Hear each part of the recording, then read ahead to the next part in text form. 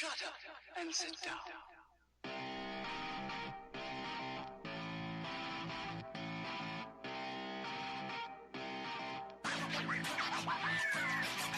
You're listening to the Cheaters Never Pin podcast, a proud part of the Section 328 family. Follow us on Twitter at CheatersInVRPin. Now, live from ringside, it's Mr. Workrate and JC. Hi, everybody. What are we doing? I have no idea. That was an awfully long pause to get everything set up. It was like a 4-second loop of music that just kept going over. I felt fine. like I was in a hole. You were, pretty much. Welcome to the first ever and possibly last ever, we'll see how it goes, live edition of the Cheaters Never Pin podcast. I'm JC, and to my whatever side this is, that's my buddy Tom, Mr. Workrate. According to my phone right now, I'm in the lower right-hand corner, so... Okay, so to my left. I guess, yeah. Right? I think that's how directions work. I'm not sure. Well, we're glad you're here with us. We're live on Facebook. We're live on our hosting partner Spreaker as well. So people can get video or audio, Tom. Because there's been such a demand for both. Well, there is. They need to see our lovely mugs, obviously. It's you need to see that this is real. This isn't computer generated. This isn't AI technology or something like that. This isn't some government experiment. These are just two guys talking graps. Ah, yes. Indeed, sir. Well, we got a lot. Did Funaki come? Taka Did we is get Funaki? Taka is coming, motherfucker. We'll get to that. We'll get to Best of the Super Juniors Day 1, which was last night. Tom's watched some of it. I watched the whole day this morning. So we got that going on. What else is on the rundown? I should probably pull that up and look at it here. We're going to talk about the dive controversy and Rip Rogers' tweet and Randy Orton's responses and Will Ospreay's responses. Mm-hmm.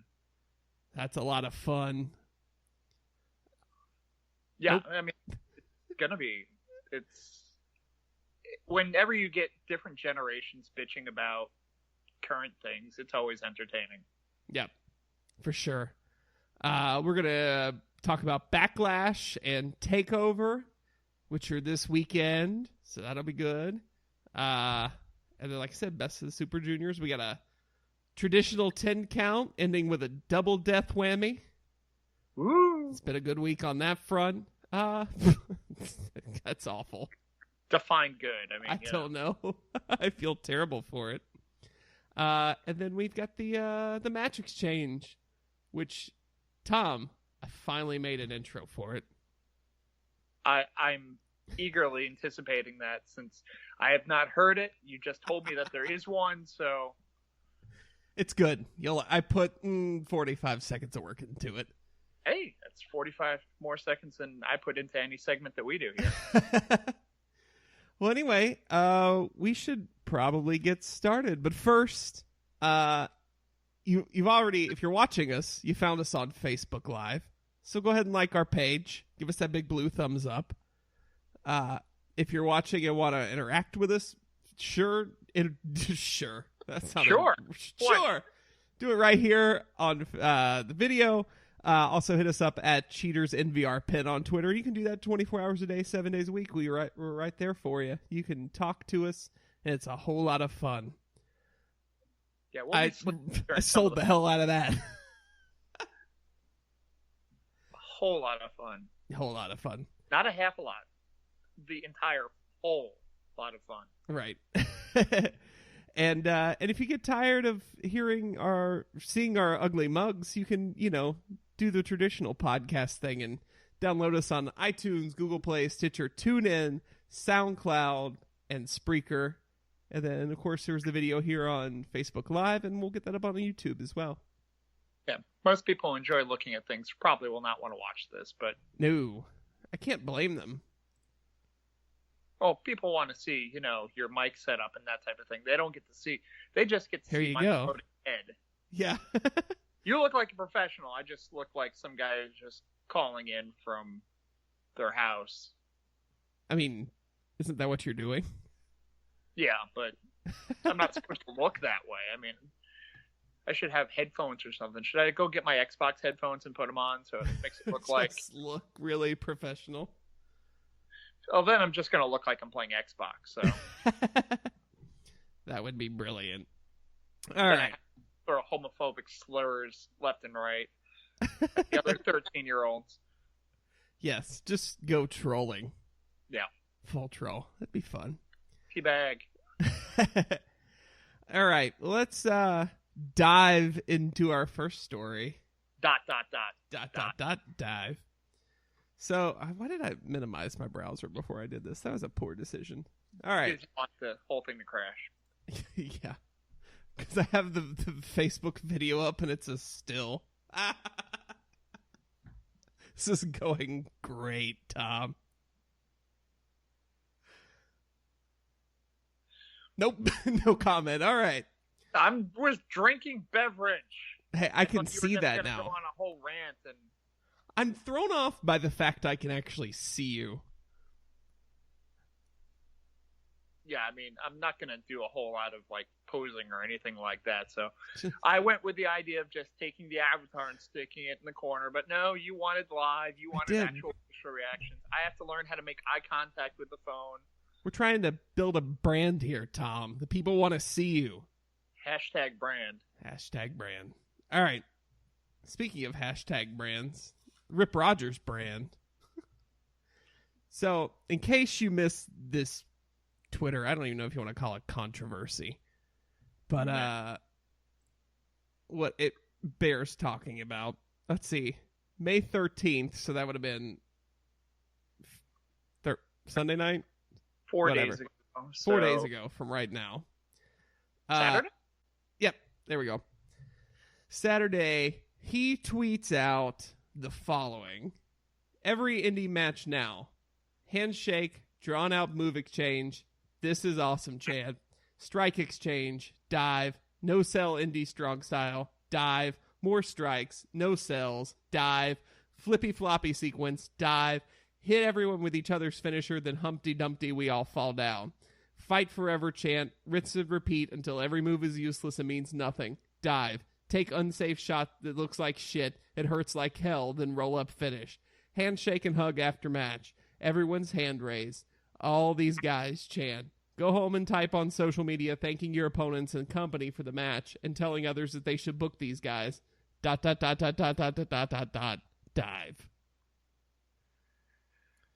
So, thoughts on just that piece? First of all, I take minor issue with people that have, if you have the extended statement, Twitter's not the place for it. Right. Like, Rip took the statement that he did, kind of wrote it out in like the Notepad app or something like that, took a screenshot of it, and then posted that on Twitter, which I guess, is better than putting together 47 tweets in a thread. Mm-hmm. So I guess we should be thankful for that.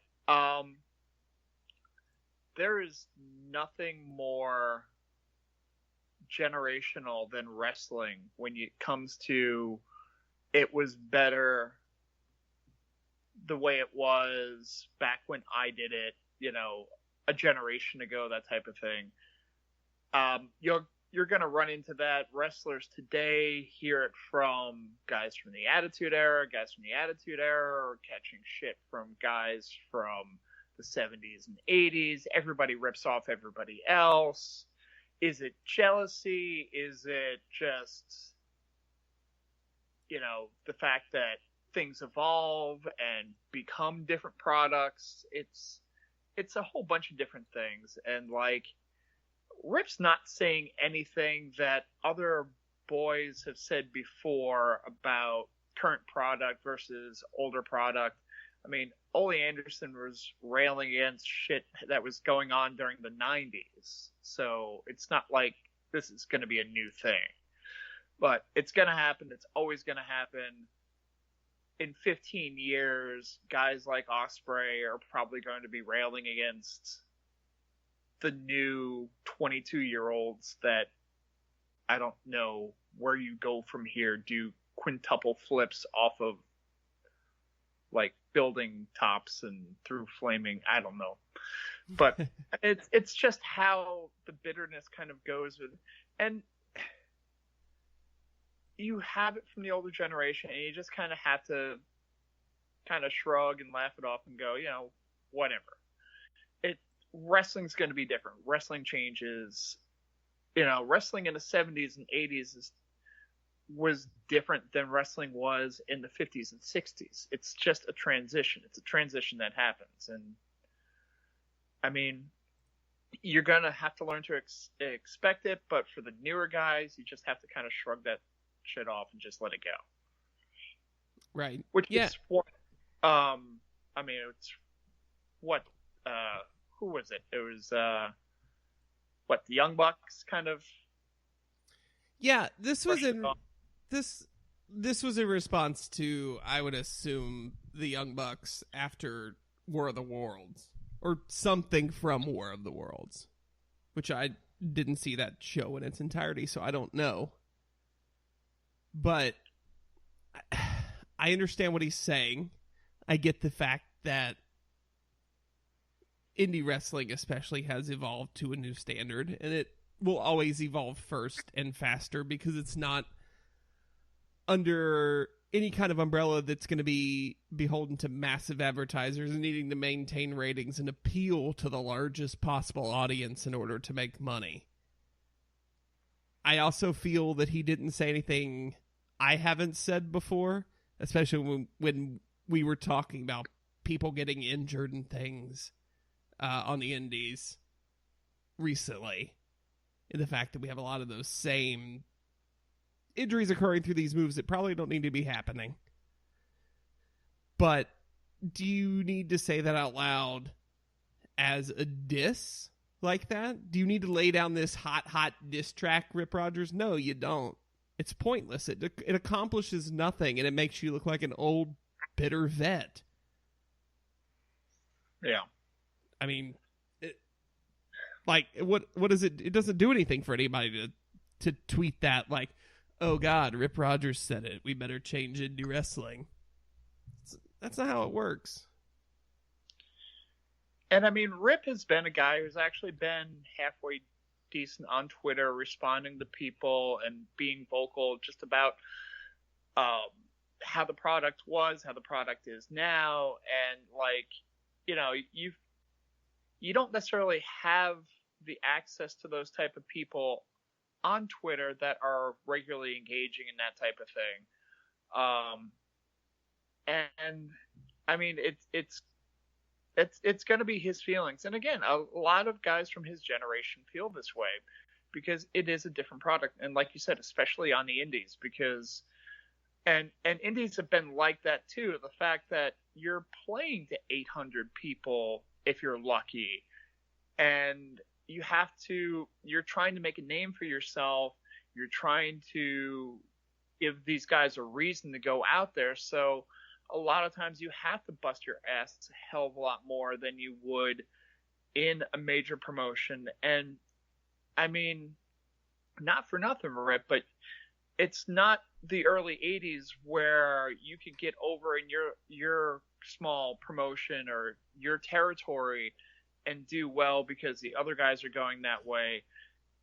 This is the age of the internet where you have to turn around, and it's going to be those spots that are talked about online that get you seen, that get your videos played on YouTube, and that type of thing. And they're going to have to do those spots that much more. I mean, ECW blew up because people were talking about the spots that they were doing and all that type of stuff. And it brought back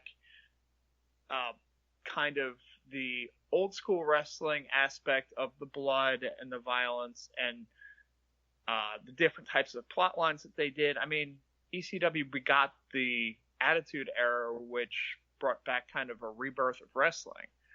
So, I mean, for these indie guys, they're going to be doing the flips and all the stuff that they're doing. And yeah, it sucks because they're going to get hurt doing it for the most part.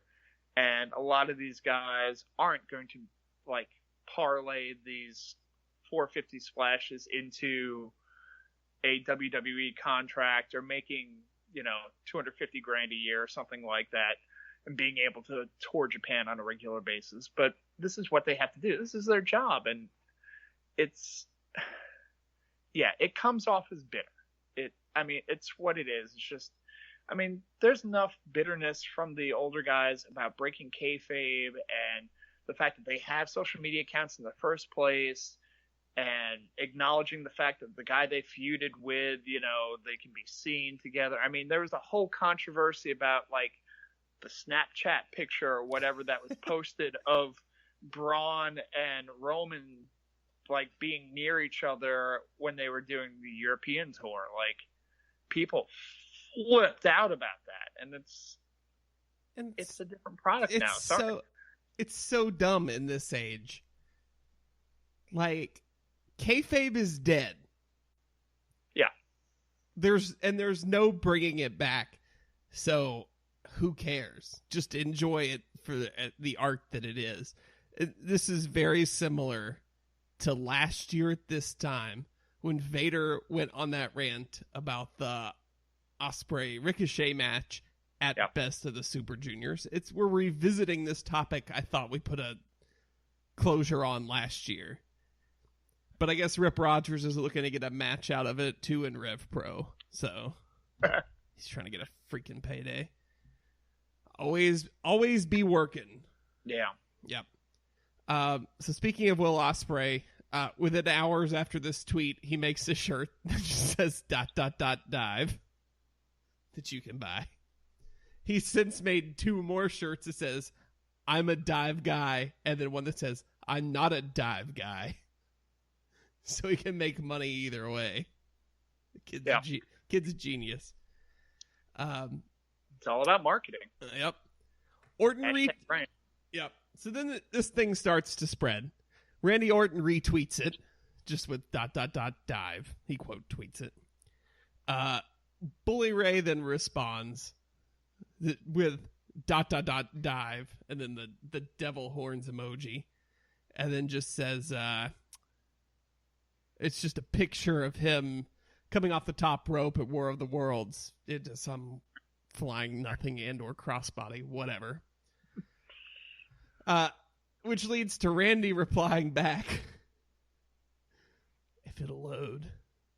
There we go. Oh, where'd it go? Anyway, Randy replies back to him about being an old vet, something. Then Randy, the coup de grace here is Randy then, shortly after replying back to Bully Ray, calling him an old vet, whatever, it doesn't really matter.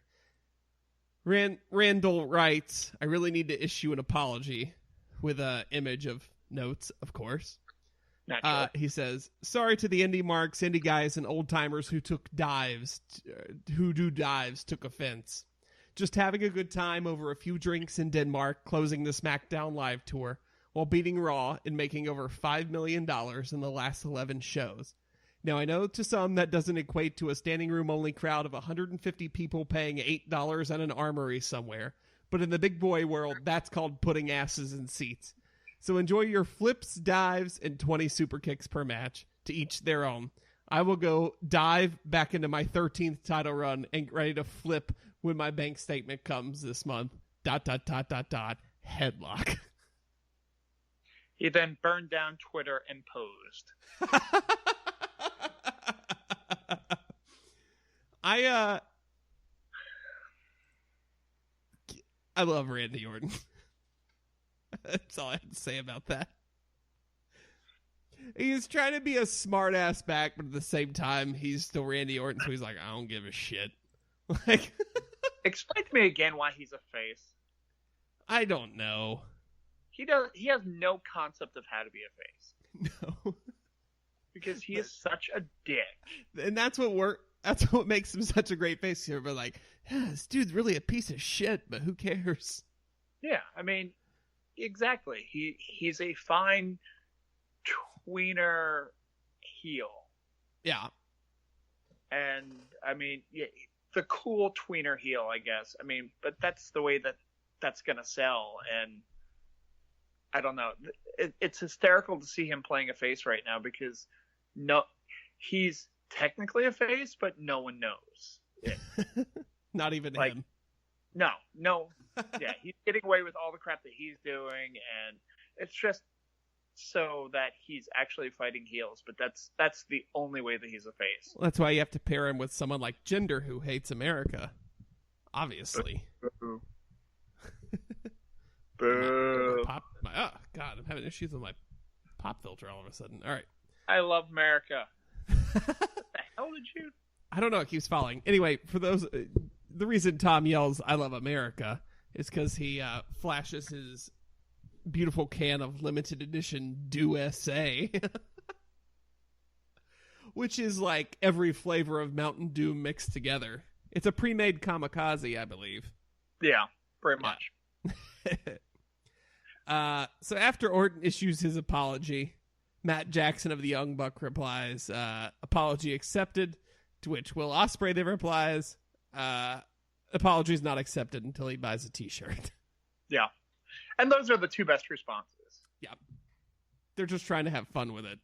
Yeah. Which is why they're successful. Because they don't take it too seriously. Like, this is coming from the guy that rage quit Raw this week. It is. Did you now? Fucking entertainment. How's that pint glass doing? Like, it's in. Well, no, it's actually out in the dumpster right now. Yeah. Yeah. But my thing is, like, what is it about the grizzled young vets? Jesus, the grizzled old vets in this day and age, and we see it more and more, it happening more often, especially with Twitter, with them coming out and being like, everything you're doing is wrong. It was only good in the territories. I don't understand. I just do not understand the compulsion when, like, the business is making more money than it ever has before. It's bigger than it's ever been before. Even, and people are going to say, what was bigger during the Monday Night Wars? Yeah, but they're making a hell of a lot more money now. Yeah. So it is bigger than it ever has been before, especially on a global scale, which will only continue to grow. So why are you trying to hurt the entire business? Because wrestlers, just like other professional athletes, will continue to rail behind, it was better when I did it. That's just how they are. And I mean, and you get that a lot with sports in general, with fans as well. I mean, it's not happening so much here, but like, fans consistently like grasp onto stuff that they watched when they were a kid. So the heroes that they had, their favorite players, that type of thing, back when they were a kid, they're going to hold on to that and be like, this was great. Nothing will ever beat this. Whatever your new guy is, he's horrible because he's too cocky, or he does this, or there's always, you can enjoy the product, but there's always a reason why it's not as good as what you loved when you were younger. Right. Or, I mean, in this case, what you performed. Because remember, when you did it, you were great, and whoever else does it will never be as good as you were. Right. So, I mean, that's just how oldness is, and someday you'll be as old as me, and you'll understand. I just can't wait for, like, old Cena to start going on these rants. That's going to be really entertaining. I mean, look at Bret Hart. I mean, Bret's one of the most bitter guys around, but right. Bret's a little broken, and not in the Matt Hardy way. No, not in the entertaining way. More in a sad way. More in a real sad way. At the same time, can you blame him? No, the dude's been through a lot. Yeah. So. Oh, yeah. So, until next year's Best of the Super Junior starts. Shush. We're live! We're live! If we could edit that out, that'd be great. Yeah. That's the good part about doing it live on Spreaker, is as soon as I hit stop, it publishes.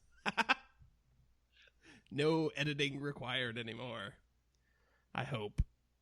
Until I listen back to it and go, that sounds like crap, and I redo my backup file. Oh my God, I'm going to do this again? No, I'm recording it so I can clean it up if I need to. Redundancy. Once again, as the theme has been in the past, JC likes to drop these things on me out of nowhere. So, like, an hour beforehand, he's like... Okay, it was 6. I text you at 6. It's like 3 hours beforehand. Yeah, you said, how do you feel about doing a live one? And I never responded to that because I was making dinner. And then suddenly, like, again, an hour and a half or so ago, you're just like, Skype in with the video. And I went, oh, shit. I like to keep you on your toes, Tom. I feel you're a better performer. That's why the lighting's all wrong, and I'm not wearing a wrestling t-shirt. Come on, Tom. Anyway, if you want to help Tom get better lighting and get more wrestling t-shirts, so if we keep doing this, it'll look good. There's only one way to do that. What's that, JC?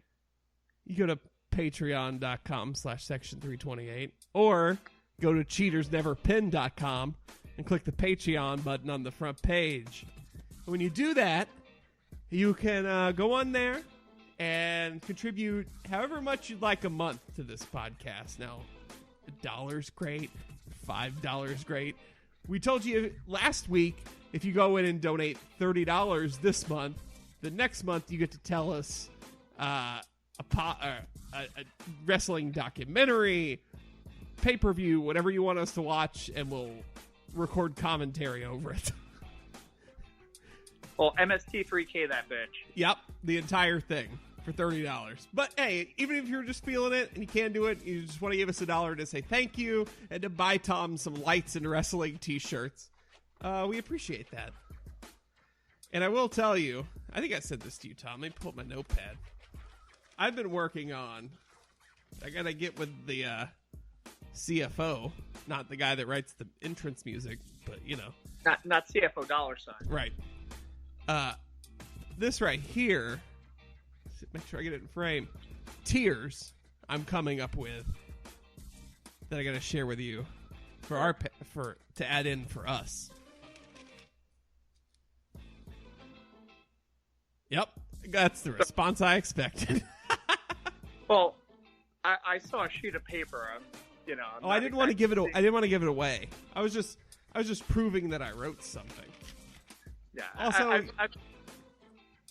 Also, these people's money goes to pay for my drawing classes to design great t-shirts that may be coming to you soon, like this, multiple wrestler arm poses. Yeah. So, things are in the works. Now that you've seen that, that's official, that's copyrighted, you can't steal Yep, that. it's right. The name's below us, so you can't separate the two. But so if you want that t-shirt to come to life, if you want Tom to buy one of those t-shirts and wear it, or if you're just feeling generous and you like this podcast, go to cheatersneverpin.com, click the Patreon button on the front page, and kick us a few bucks a month. And we'd greatly appreciate that. We would. It's true. We'd be your friends. Yeah. Yeah.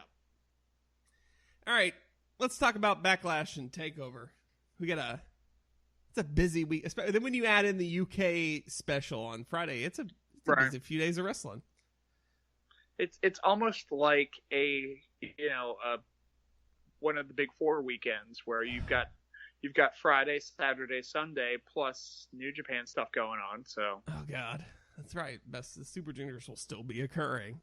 Ends June 3rd.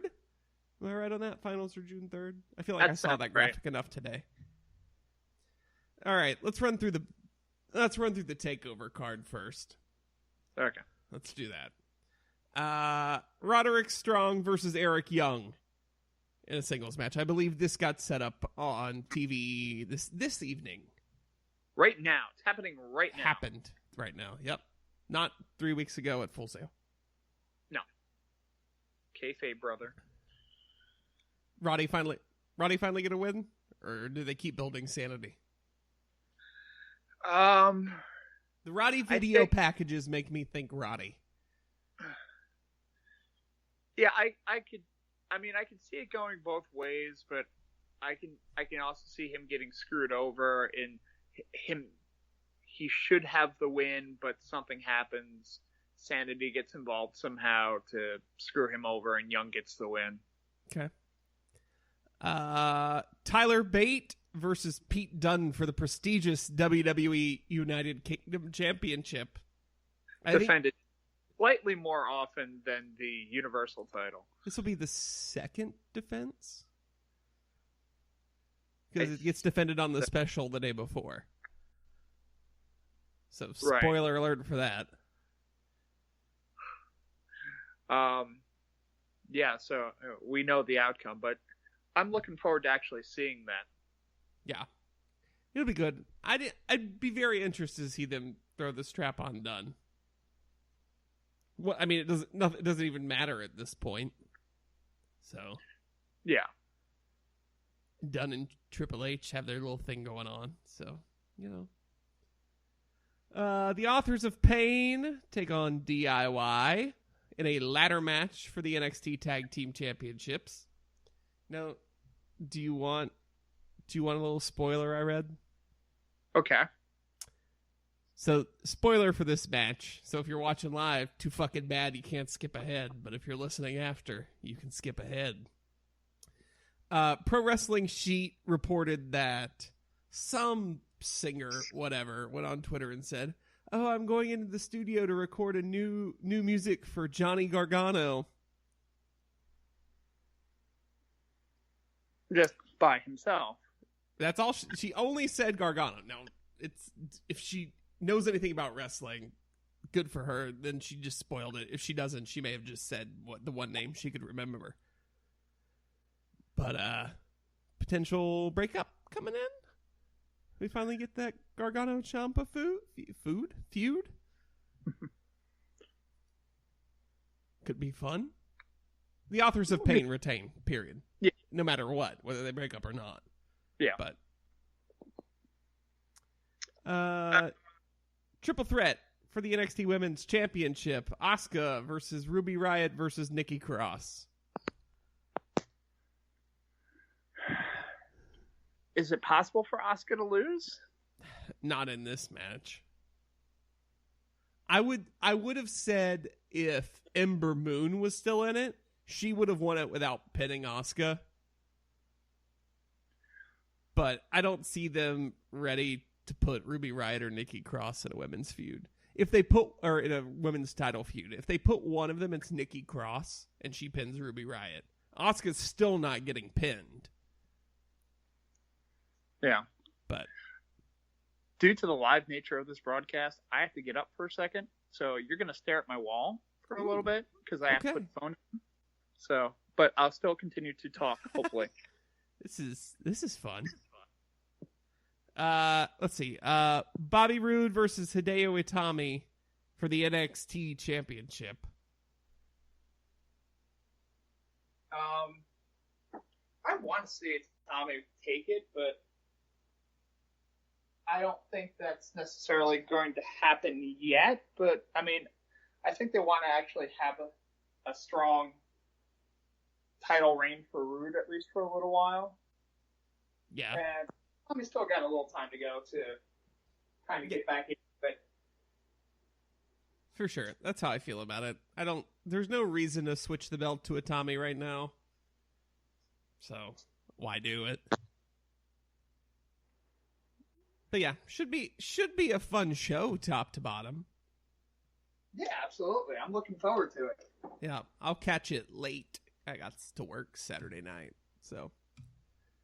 And JR will be on the show doing commentary with Nigel McGuinness for the UK Championship match. So, 2 days in a row of JR this week. If you're into JR. Which, why wouldn't you be? Exactly.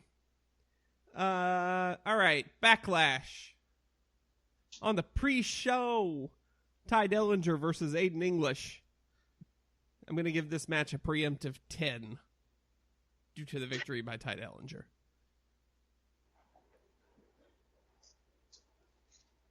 Yeah, I mean, Ty's been on a roll, but I'm looking forward to seeing the Aiden English kind of thing build up because that's what it seems to be doing. Yeah, it gives them a reason to have him cry some more, which is entertaining. Luke Harper versus Eric Rowan in a standard match. This was added on Talking Smack last night after maybe one of the most disturbing, creepy promos I've ever seen anyone cut, thanks to Eric Rowan. Which is what we need to be doing from Eric Rowan. I mean, he went from being, that guy to something that's actually kind of interesting. You want to get a little bit more out of it. Did you catch any of that stuff on Talking Smack? I read about it. I have to watch it still. Yeah. So for those of you who missed it, he shows up kind of they acted like he was uninvited even though he was in all the promo shots during SmackDown and 205 Live. But he shows up, totally creeps Renee out, starts taking extra sheep masks with different designs out of this big burlap sack, including one that was like a clown face that he started cackling maniacally behind, and then which freaks Renee out. Then he ends up kind of going off the deep end, ranting about Luke leaving the family, and Shane tries to calm him down, so he had to put on the new mask that he has with the hoses and stuff coming off the sheep's nose. That's his calming mask. That's what calms him. And then he left. It was real weird. It was good. It was something different, which is always welcome. Added to Backlash on SmackDown itself, Sami Zayn versus Baron Corbin.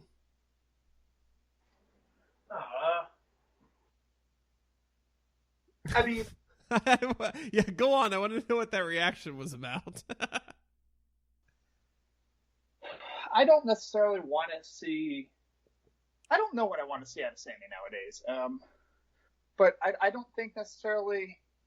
I like the direction that Corbin was going in. I guess he goes over Sami here. That would be my assumption, but... Right. I mean, it's Sami losing again. And, half the idea of him going to SmackDown was him actually being able to build himself here. And he's going to start doing jobs again. So, I don't know. Right. They figure out what they want to do with Sami. Sami is so incredibly mishandled. And we're back. Hey, there's Tom. Yeah, Sami, I don't know. It just makes me sad to see Sami. Yeah, it's I mean, and it's sad, but it's not because, Sami's enjoying himself at least, and he's getting some good matches in. And, I mean, he's making money doing it, so, that's good for him. Yeah. But, I mean, and crowd's getting behind him still, so it's not going to be a thing where he gets let go or dropped off or whatever. Sometimes you just have to, it's not your time yet. And it's not your time because you're not good enough. It's not your time because of timing. Mm-hmm. Where certain people are getting pushes, so you can't push everyone you want to at the same time because then everything gets convoluted at the top. So right, it's just not his time yet, and that's fine. I need to kind of learn to let that go a little bit because I like Sami. I love watching him wrestle, and I think he works a crowd extremely well, and he tells a good story when he's in the ring, but it's not going to be him winning all the time. He's never going to be a dominant monster or anything like that. So until he gets to put a strap on him eventually, and that may happen down the line. I mean, I remember there was talk of him being like them building him into another Daniel Bryan, which I could see that happening potentially. I mean, Daniel Bryan was lightning in a bottle to begin with, but because you can't force what ended up happening with him out of fan base. But I don't know. I want to see him do well, and I just have to be patient and let it go.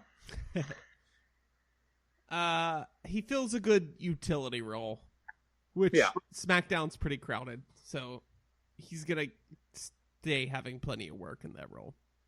And I guess that's where I don't know if I'm just drawn to those guys because, I mean, going back to like Brad Armstrong to like me being the hugest Owen Hart mark there ever was, like, I mean, that was Owen. Owen could go and, you know, you could put a strap on him and he would be fine, but he'd also be the guy that, you know, puts over the new talent, or you need to have a good match out of somebody. He goes and like gives you a 3.5-star match out of somebody who couldn't fight his way out of a paper bag.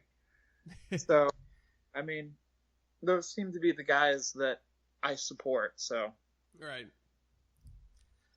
Guy I support, the artist known as Shinsuke Nakamura versus, I've heard. Versus Dolph Ziggler. Ziggle's gonna get lost. His face gonna be on the other side of his head. Daddy, he's gonna hit him with his knee so hard he's gonna knock his face to the other side of his head.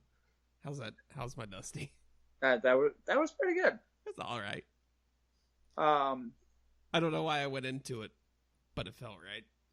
I'm just so, I mean, I've said it before and I'll say it again. I'm just so looking forward to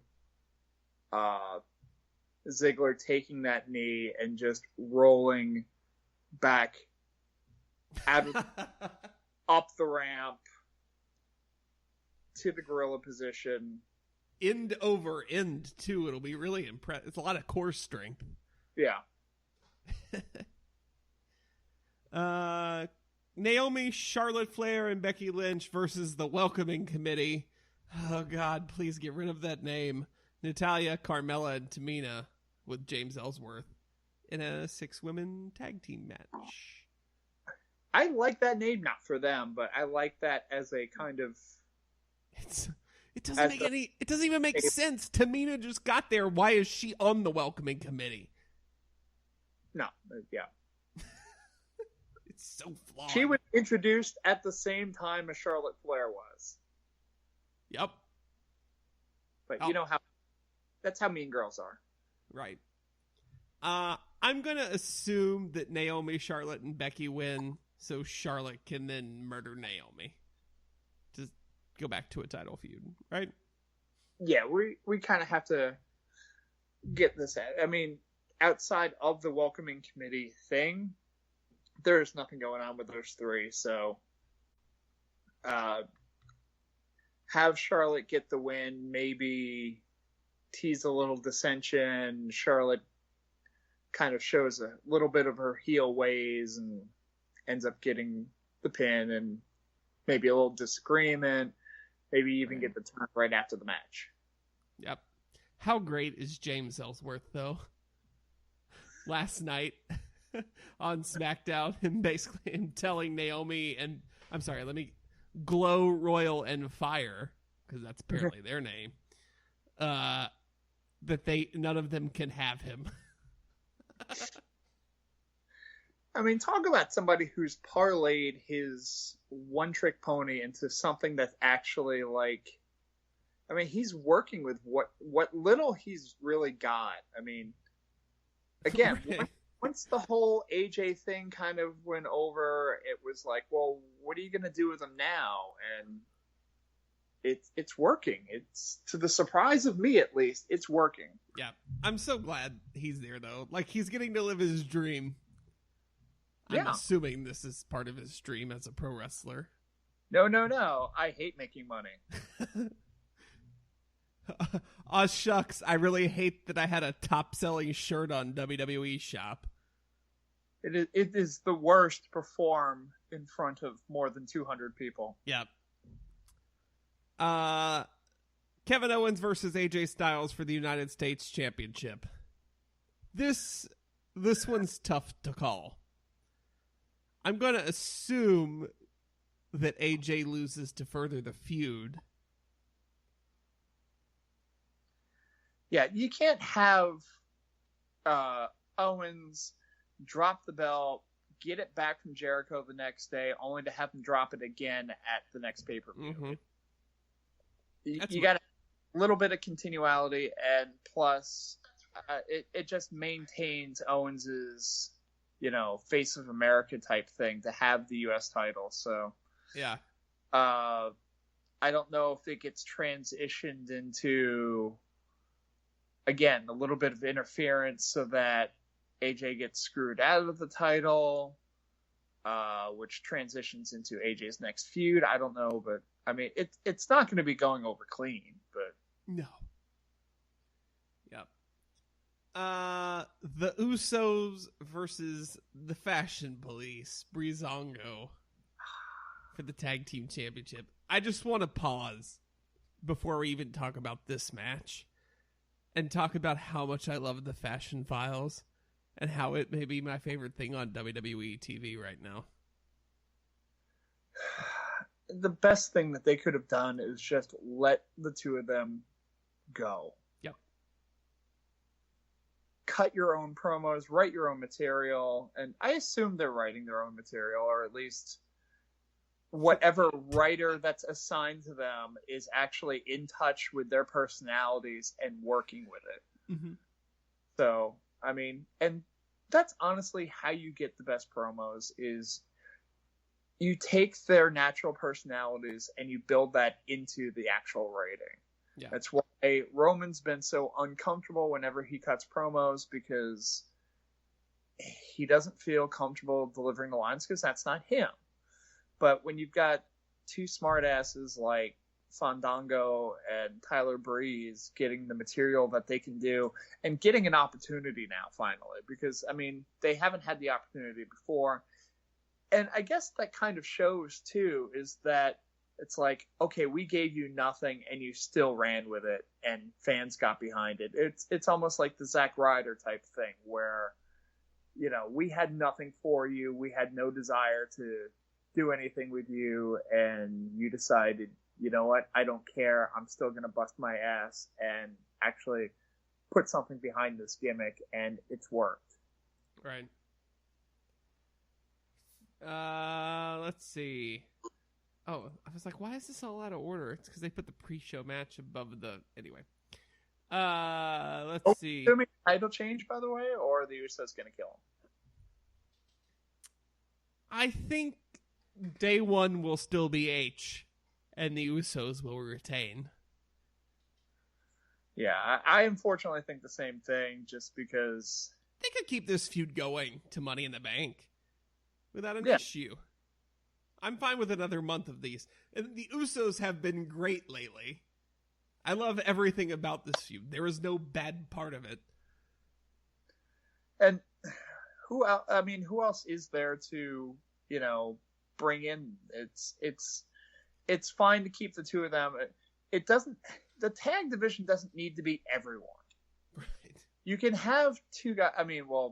Raw's insisting that there are only two tag teams in the roster, but it's okay to focus on one feud and let other tag teams fight each other or work on main event or do whatever it is that you need to do.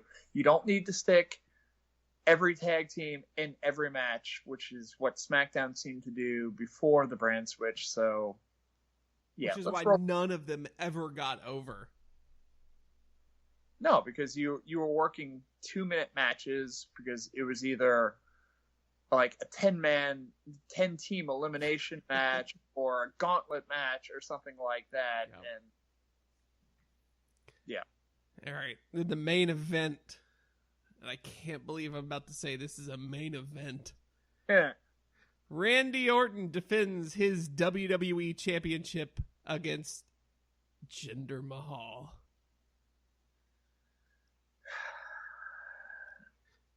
If I could be Jinder for a second and rigidly do the same 2 arm motions back and forth and back and forth while I'm cutting a promo. It's the only reason I want him to lose. But I have no idea what's going to happen in this match. That's what we want, though, isn't it? I know. I want to see it. I'm excited to see it. But at the same time, at least if Jinder wins, it'll be into the pay-per-view, so I won't. It's not called rage quitting when it's over. Jinder Mahal, WWE champion. I will. No, I'm not going to say that because this would be on the record. I was about to say, if he wins, I will buy that. You know how they always do like the framed commemorative thing with the piece of the ring for each pay-per-view. Yeah, I'm not going to buy that. I don't care about this pay-per-view or Jinder that much. Don't do that. I might buy it when it goes on sale for like $20. Just so I can always look at that and be like, things can always be worse. I mean, Mark Henry was the champion. True. But he was actually over at that time, so. Yeah. But we can both agree that we have no idea what's happening. Because I don't even know what they want to do after this. Yeah. I would put $1 American on Randy Orton. if we were betting, if I were forced to make a bet, I would put $1 American on Randy Orton. All right. I just can't see Jinder Mahal holding the highest championship in WWE. Yeah. On Facebook Live, Gordon says, "Can they both lose?" Yes, but then Randy would still retain. That's a draw. Wait, who had the last Money in the Bank briefcase? Is there another one left over? Can we find? Ambrose won the last one. All right, so he may still have it. No, he cashed it in. He could hand it in, but Ambrose will just kind of stumble in, like, totally confused, like, oh, that's where that is. Completely forgot that he used it. Forgot totally that it's a SmackDown pay-per-view. And then cashed it in anyway. R-Truth just runs in with a shopping bag he wrote Money in the Bank on the side of. Everybody's like, fuck it, just go with it. Since he got murdered by Goldust. That was sad. It was. I mean, that was a good heel turn. Yep. It would have been better if the crowd didn't start chanting, "Thank you, Goldust," and actually, responded appropriately. But God forbid crowds do that in 2017. Got to get ourselves over instead. But I mean, I had read somewhere online that it almost reached like Festival of Friendship betrayal. It wasn't even close to that. No. Because it came out of nowhere. You didn't have that heartbreak moment of Jericho going, but why is my name on the list? And then slowly. Dun, dun, dun. That was the great. That and Seth turning maybe my favorite two heel turns of all time. For just Jericho's for the look on his face when he looks at the back of the clipboard and sees it says the list of KO.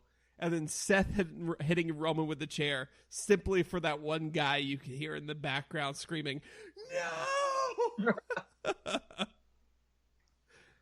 And Roman selling it like he was shot. Yeah. Which made sense since he'd gotten pretty beat up the night before. But Roman sells real good, except when they tell him to be fucking Superman. But I digress. Yes. Just go back to my Twitter Monday night. Moving on. Best of the Super Junior 24. Started this morning. Last night, whatever you want to call it. I've watched all of day one.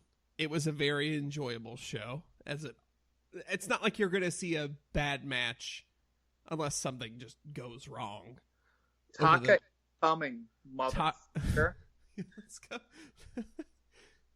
I love that that's how the show starts. Yeah. Is with It was Taka Michinoku versus Liger. Oh yeah, versus Liger. That's right. They had the old guys come out first. Taka Michinoku comes out first, and I don't watch that often, just big shows. But he comes out, and his music and Titantron start with "Taka is coming, motherfucker." Like, Jesus. One, nobody gives a shit, Taka. Calm the fuck down. And it's like, and the motherfucker, like, you know, the kind of the goes. whole screen. Like, it was the most badass, like, Grand Theft Auto inspired.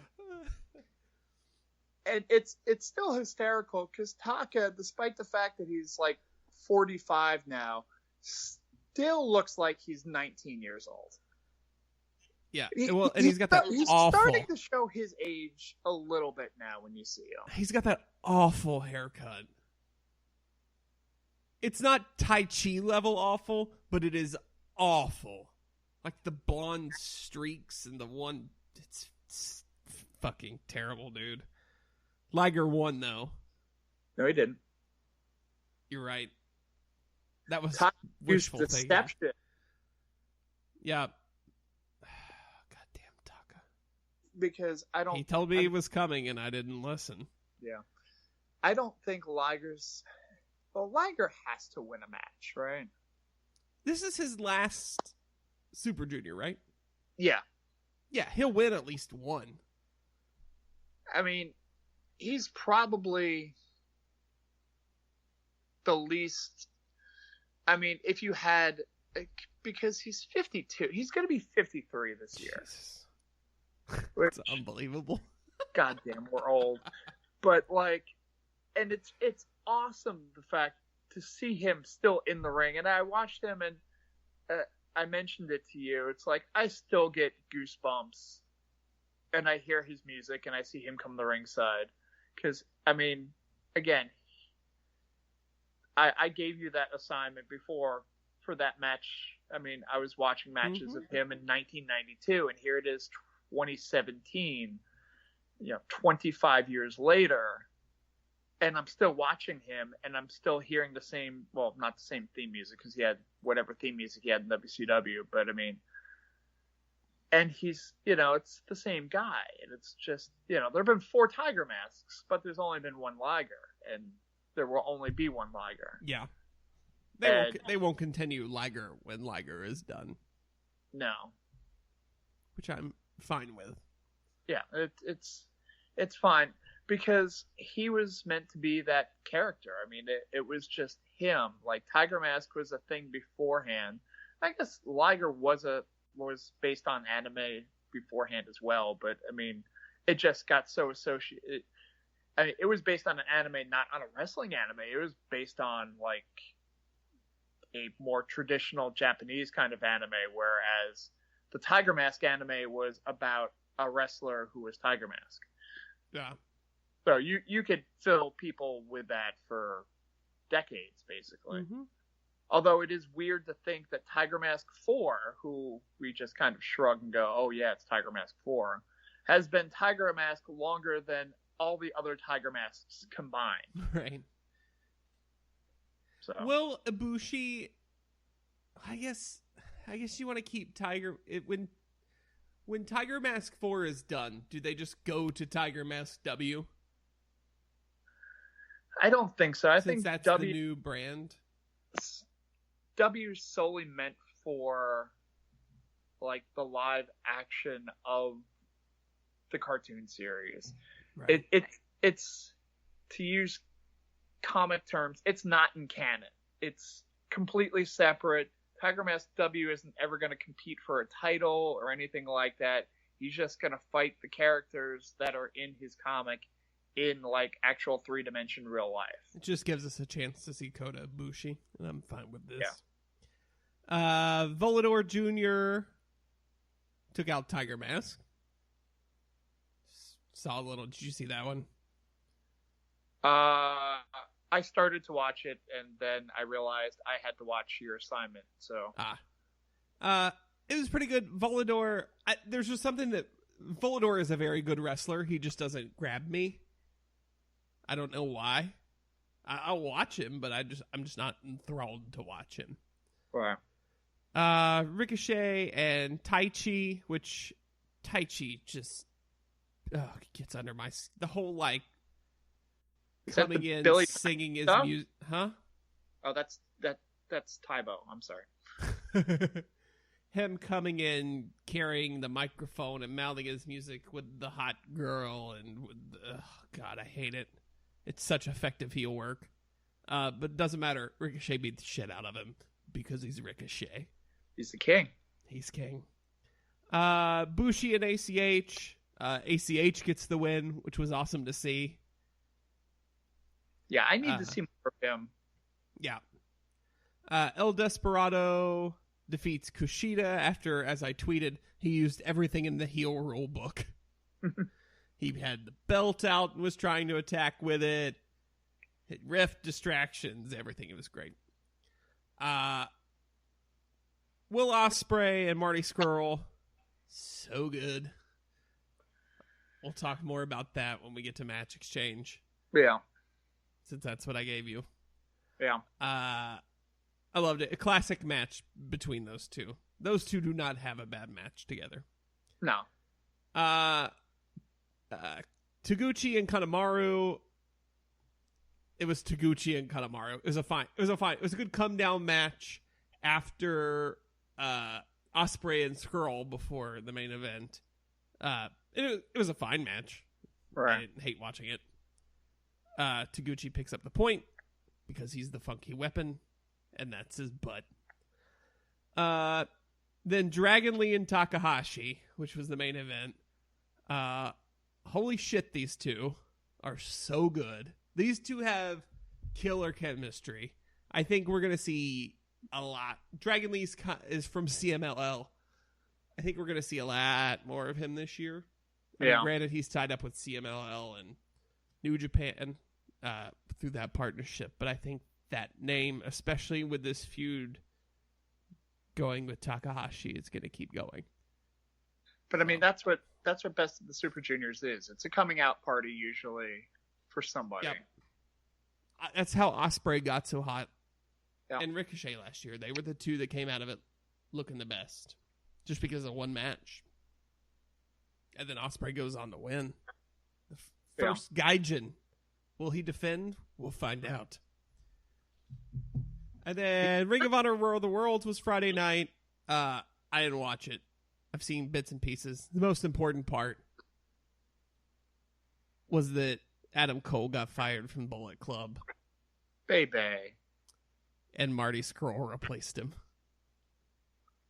With a Bullet Club umbrella. God, it was so good. The build for that, which of course doesn't take place on Ring of Honor TV. It takes place through the Being the Elite YouTube series that the Young Bucks do. Holy shit, so good. But too sweet for you, Marty Scurll. I'm happy.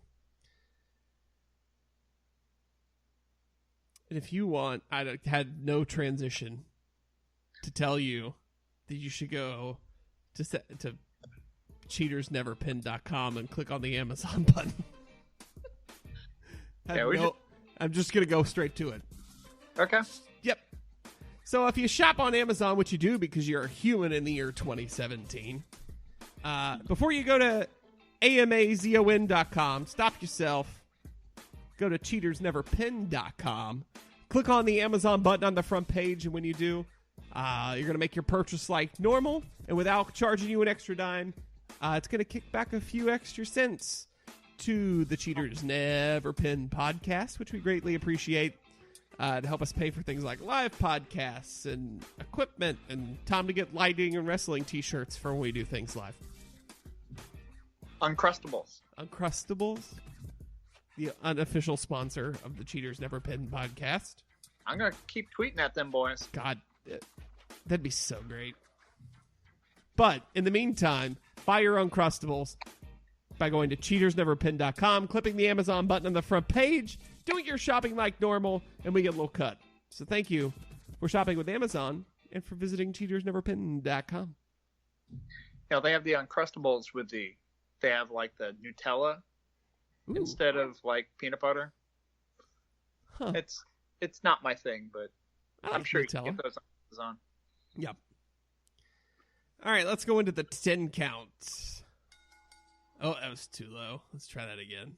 I have noise for that. Let's go into the 10 count. Ah. It was like the outside interference. We didn't stop. You had to ring the bell again. Yep.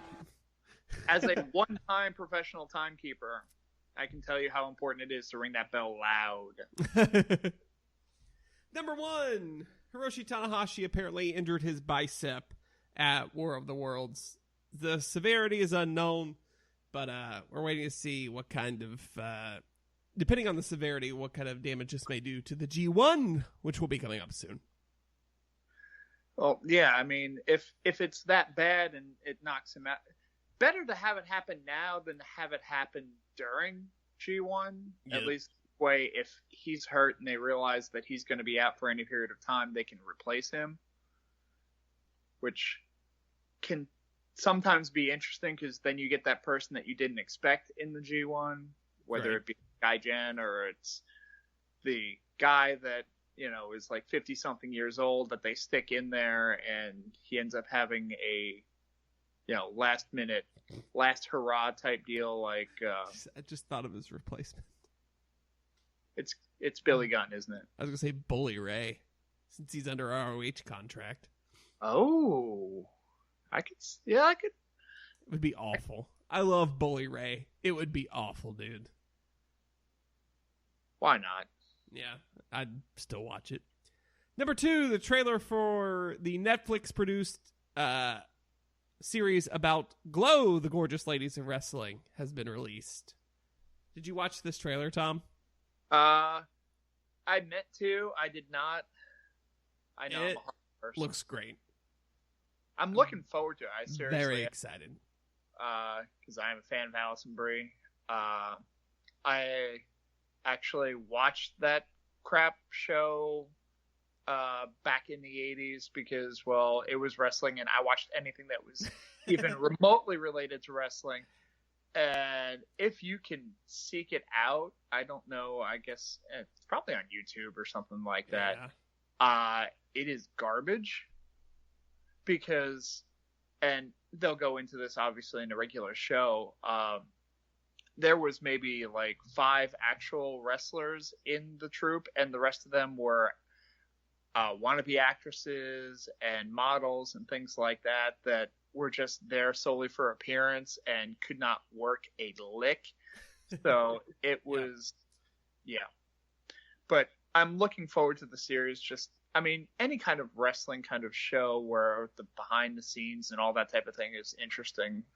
But this should be an added extra bonus. For sure. Number 3, the WWE will air the UK Championship Special Friday at 3 p.m. Eastern. That way it is prime time in the UK at 8 p.m. And it will replay at 8 Eastern. But of course it'll be on demand too, so you can watch it whenever you want. Right. We already kind of touched on this, but I'm excited for it. JR and Nigel McGuinness on commentary. Tyler Bate defends his God damn it. Start that sentence over. Just start the whole show over. Yep. Restart. Tyler Bate defends his title against Joseph Connors. There we go. Number 4, WWE 24 on Finn Balor's injury and return and call-up and everything debuted. How many times did you cry during it, Tom? Haven't watched it yet. 3 times. Once when he got injured and started talking about how much he let everyone down. The second time when they show Triple H crying as he relinquished the title. Yeah. And then the third time, the ending montage. Okay, so I'll prepare myself and not have anybody else in the room when I watch it. Seeing Triple H cry is disturbing. Even though, because he's sitting in Gorilla and he's trying to hide it. Right. Jesus Christ.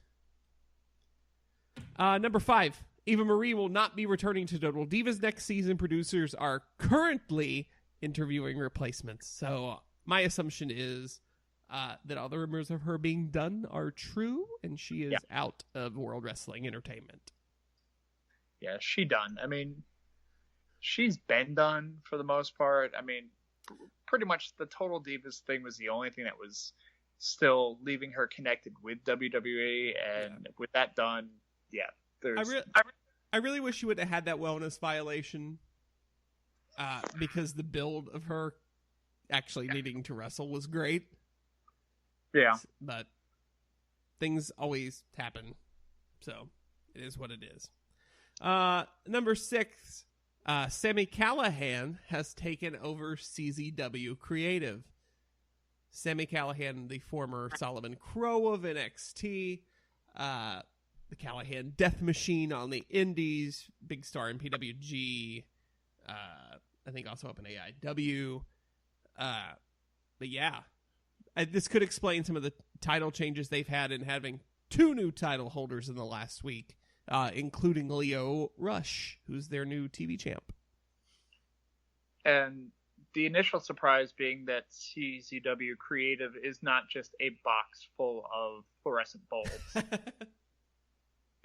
Number 7, Al Snow was arrested on Monday night. He would go on to explain apparently it was because of a typo for something. He'd gotten pulled over for a bunch of things.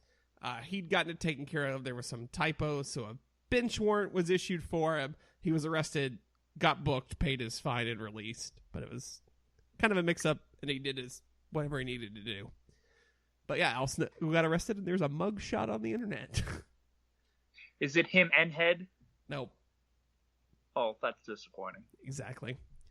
Number 8, WWE announced today that they have a strategic partnership with Psyonix, the makers of video game Rocket League. So they will be sponsoring Backlash, Great Balls of Fire, and are also a presenting sponsor of SummerSlam. I hope this means we get flags and customization options, because I will spend money for those. Yeah, I'm kind of looking forward to that. I mean, if you've ever played Rocket League, it's stupid fun. Yeah.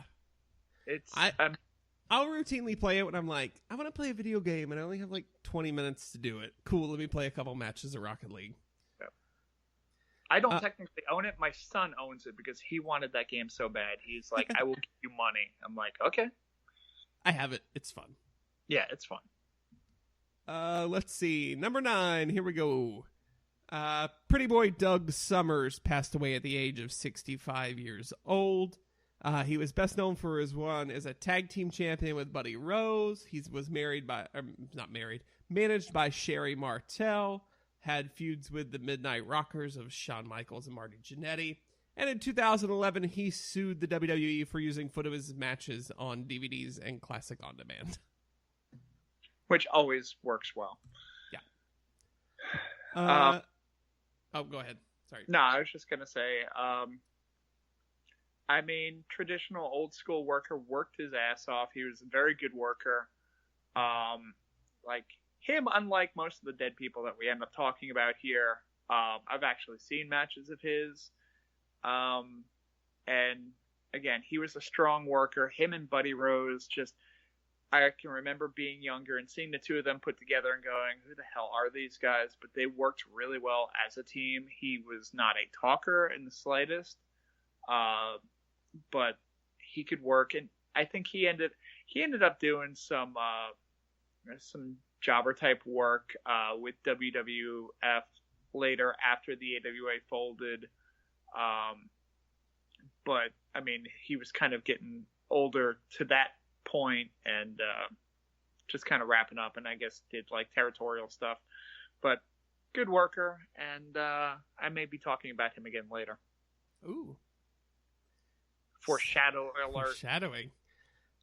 Number 10, independent wrestler Wayne Van Dyke passed away at the age of 29 years old. I'm going to read this article straight off of F4W Online. Wayne Van Dyke, a Florida independent wrestler who worked under the name Richard Delicious, passed away. He was 29 years old.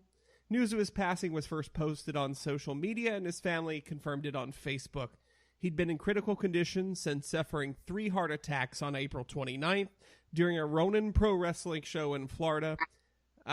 He told his tag team partner that he didn't feel well and then evidently suffered a heart attack as soon as he tagged out.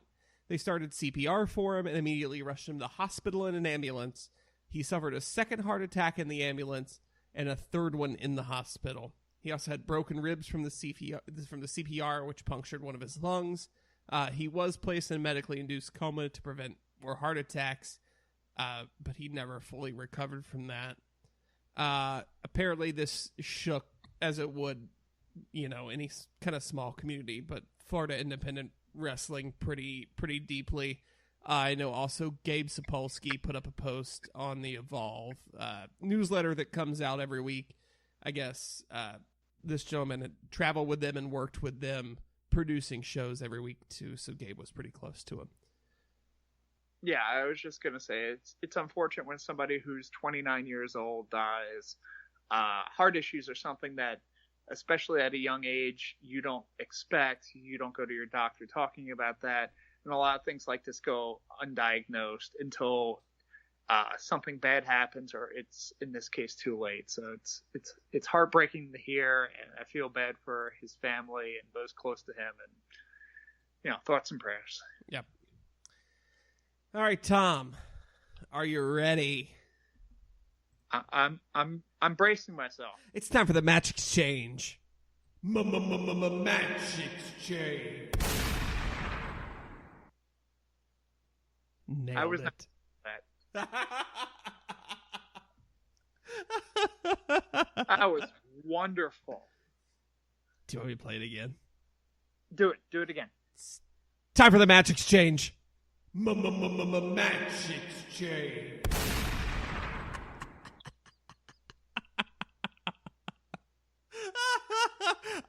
When I finished editing that together today, and I played it for the first time, done. I just could not stop. I've listened to it 30 times today, laughing every time. I need that as my ringtone. Here, I'll play it again so you can record it. Match exchange. Okay. We should probably actually do the match exchange rather than just playing the... Before we have technical difficulties again. Right. So you gave me the Midnight Express with Jim Cornette versus the Boogie Woogie Man, Jimmy Valiant, and Miss Alana Lively with Big Mama from Starrcade 83. I don't have a whole lot of notes on this match, mostly because I think it was about 5 minutes. Yeah. Street People USA. That's offensive. Oh, he didn't mean it like anything. It's just Jimmy Valiant's just a special person. I love the fact the Midnight Express and Cornette came out in full tux and tails. Of course. To contrast the Street People. 30 seconds in, everyone has bladed. Yeah. It's for no reason. It was Garvin or Miss Alana Lively, whatever you want to call him, fire extinguisher powders. I can't remember whether it was Eaton or Condry, and then he comes up and he's bleeding. I was like, that doesn't make any sense. There's a really bad rash. Yeah. And then Miss Alana Lively gets the win, pinning Bobby Eaton. They strip Cornette, which is something I never need to see. Ronnie Garvin is not good in heels. No. He also bled a lot. Yeah, he had one of those. They got a towel for him at the end. Yeah, he got he overgigged like Guerrero that time, I think. A little too deep. Oh God, I watched that yesterday. Yeah. I'm not going to get on that tangent, but yeah. It was fun. It was a 10-minute just chaos fest. Yeah, it was goofy, it was short, and I just wanted you to see Ronnie Garvin wrestling in drag. I still am not sure about. I give it 2 3/4. That's fair. If 3 is good, this is just shy of good. Yeah. All right, and you watched Marty Scurll and Will Ospreay from What Culture Pro Wrestling, which is pretty much the same match that I gave you. They're pretty similar. It's interesting in that they're two separate. I mean, I think this is the first time I've actually sat down and watched a full Will Ospreay match without seeing like highlights, just watching him the whole time. Mm-hmm. And I'm not entirely 100% sure how to feel about him. I mean, he is fascinating to watch, and from a complete newcomer standpoint, if you want to watch, like, you introduce someone to wrestling and they watch, like, say, a SmackDown or Raw, and they're like, oh, that's okay. You put Will Ospreay in front of them, they're going to be like, Jesus Christ. Yep. But sometimes when I watch him, he seems like when you're playing WWE 17 and you just start mashing buttons. Like, you've got a guy dead in the ring, and all of a sudden, like, he runs and does, like, a double flip to, like, punch. Like, it's a little overdone. And, I mean, from a showcasing standpoint, it's great. People are fascinated by it, and he's great at what he does. Mm-hmm.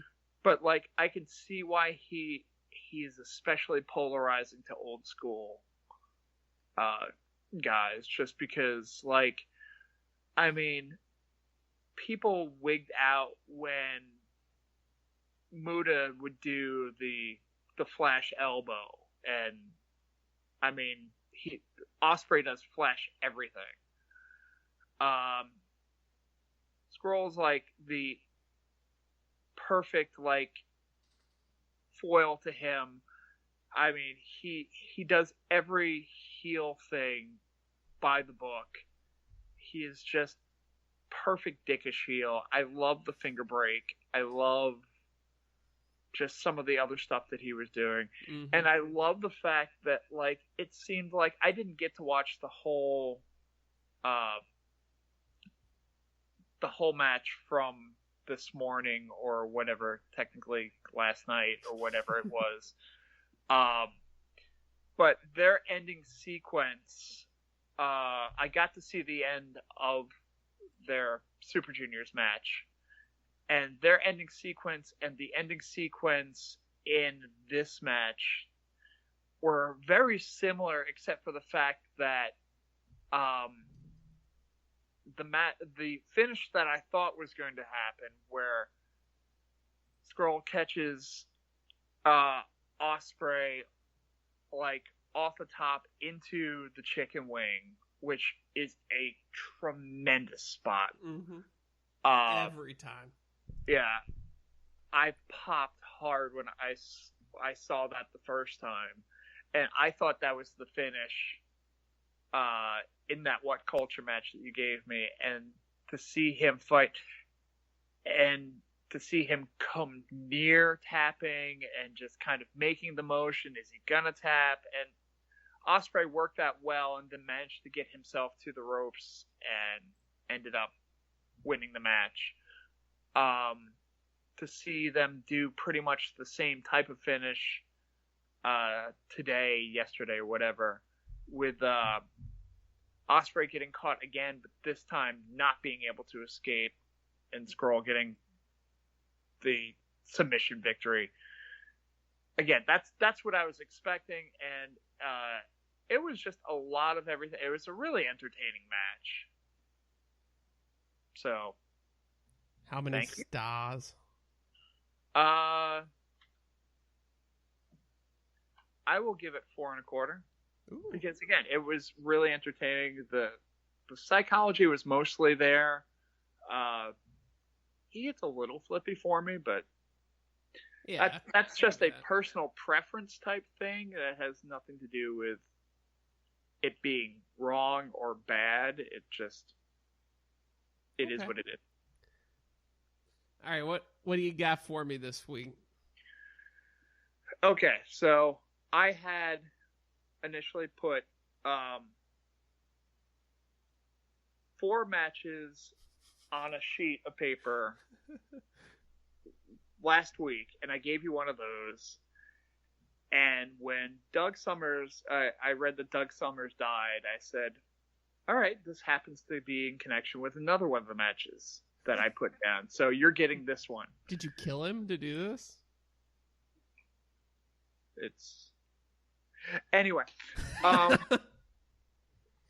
So it's either August 30th or September 2nd, because I've seen both online, and because it was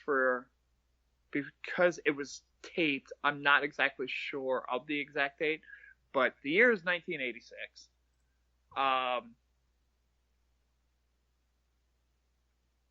The Midnight Rockers, Shawn Michaels and Marty Jannetty, the Challengers, take on Playboy Buddy Rose and Pretty Boy Doug Summers. This was an AWA ESPN taping. Okay. I should have been warned. I should have seen the flag initially, because the Midnight Rockers that wear their red tights or their neon green tights, that type of thing, because 80s and rockers, they wore all white. And in the 80s and in the 70s, when you wear white, it's never going to be white at the end. Right. But I said, well, this is being taped for ESPN. This is 4:00 in the afternoon. There won't be blood in this match. Oh my God. Whoa. But it's early Shawn Michaels and Marty Jannetty. They worked their butts off. As I mentioned before, Doug Summers can work his ass off. Buddy Rose, mainly known by some as the Blowaway Diet, was in the AWA, still pushing the I'm 217 instead of 271, which he was not near either of those numbers. Had his working shoes on, and it's really, I mean, for something that was on free TV, it was a great match to watch. And again, so much blood, so enjoy that. Okay. Well, I will take your blood and give you blood back. Oh, the hat's off now, so I'm not prepared. Yeah. I need to get comfortable for this one. So, Tom, I'm taking you back to the temple, Tom. That's not my wife laughing in the background at all. I gotta take you back to the temple. Back to Reseda Heights. Back to Lucha Underground. I have a Season 2 matchup for you between Sexy Star and Mariposa in their No Mas match. Okay. So the whole story here is at the end of Season 1. Sexy Star is kidnapped by Mariposa's brother, Marty the Moth Martinez, and like weirdly psychologically tortured until she escapes. And then Marty brings his sister, who is like an Aztec warrior princess, to Lucha Underground for the first time. And she continues to torment Sexy Star. But it has reached the point where she can take no mas. This is the most Lucha Underground angle ever. This match is so good. It was on my match of the year candidate list last year. Okay. So it was fun. This is before I stopped caring about Lucha Underground. But yeah, it's on YouTube. You just type in No Mas match. And it'll pop right up. Yeah. Mine's on, I think, YouTube. And I found it on Dailymotion at first, but I found a YouTube version of it too. So, well, we will link both those to the post with this episode on cheatersneverpin.com. And I do not feel bad about it being on YouTube because 90%, 95, 99% of AWA stuff is not on the network yet, despite the fact that Vince owns it all. So, yep. What? We're going to give you the way to watch it legally, or, the available, if it's on the network, we're just going to tell you to watch it on the network. Yeah, like last week we had, it was Super Brawl 2 or whatever, or 2 weeks ago. Yeah. It was the network. Go watch it on the network. Yep. And then, yeah, and like Lucha Underground's on Netflix, but this match is posted by El Rey in full on YouTube. So that's the easiest way to find it. All right, Tom. We made it through our first half-ass live episode.